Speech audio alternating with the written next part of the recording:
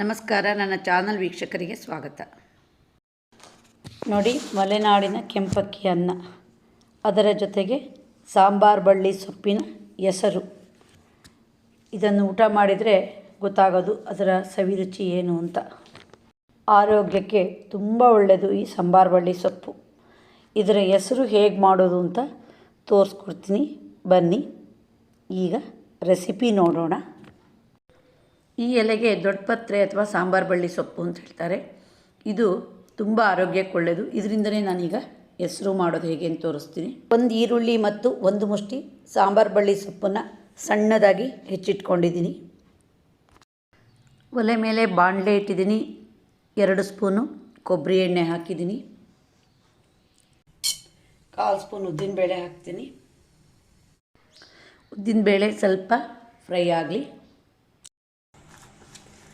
4 ಒಣಮೆಣಸಿನ್ಕಾಯಿ ಚೂರು ಹಾಕ್ತೀನಿ.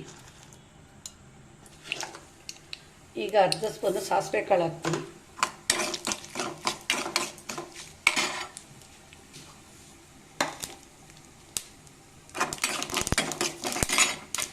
ಈಗ ಹೆಚ್ಚಿಟ್ಕೊಂಡಿರೋ ಈರುಳ್ಳಿ ಹಾಕ್ತೀನಿ.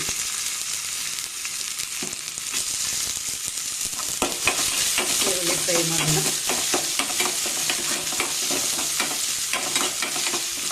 ಈಗ ಹೆಚ್ಚಿಟ್ಟಿರೋ ಸಾಂಬಾರು ಬಳ್ಳಿ ಸೊಪ್ಪನ್ನ ಹಾಕ್ತೀನಿ. ಅದು ಚೆನ್ನಾಗಿ ಫ್ರೈ ಆಗಬೇಕು. ಅದರಲ್ಲಿರೋ ನೀರಿನ ಅಂಶ ಪೂರ್ತಿ ಹೋಗಬೇಕು. ಸಾಂಬಾರು ಸೊಪ್ಪು ತುಂಬ ಒಳ್ಳೆಯದು ಆರೋಗ್ಯಕ್ಕೆ. ಸಣ್ಣ ಮಕ್ಕಳಿಗೆ ಥಂಡಿ ಆದಾಗ ಈ ಸೊಪ್ಪನ್ನು ತಂದು ಬಿಸಿ ಮಾಡಿ ನೆತ್ತಿ ಮೇಲೆ ಹಾಕ್ತಾರೆ. ಆರೋಗ್ಯ ದೃಷ್ಟಿಯಿಂದ ಇದನ್ನು ತುಂಬ ಅಡುಗೆಯಲ್ಲಿ ಉಪಯೋಗಿಸ್ತಾರೆ. ಚಟ್ನಿ ಮಾಡ್ತಾರೆ, ಸಾರು ಮಾಡ್ತಾರೆ, ಇದ್ರ ಜೊತೆ ಬೋಂಡ ಮಾಡ್ತಾರೆ, ಕಷಾಯಕ್ಕೆ ಹಾಕ್ತಾರೆ. ಇದೊಂದು ಗಿಡ ನೆಟ್ಕೊಂಡ್ರೆ ಸಾಕು, ಅಷ್ಟು ಔಷಧಿಯ ಆಗರ ಇದು. ಈಗ ಇದಕ್ಕೆ ಖಾರ ಬೇಕು. ನಾನಿಲ್ಲಿ 1/4 ಚಮಚದಷ್ಟು ಜಿಡ್ಡೆ ಮೆಣಸಿನ್ಕಾಯಿ ಪೌಡರ್ ಹಾಕ್ತೀನಿ.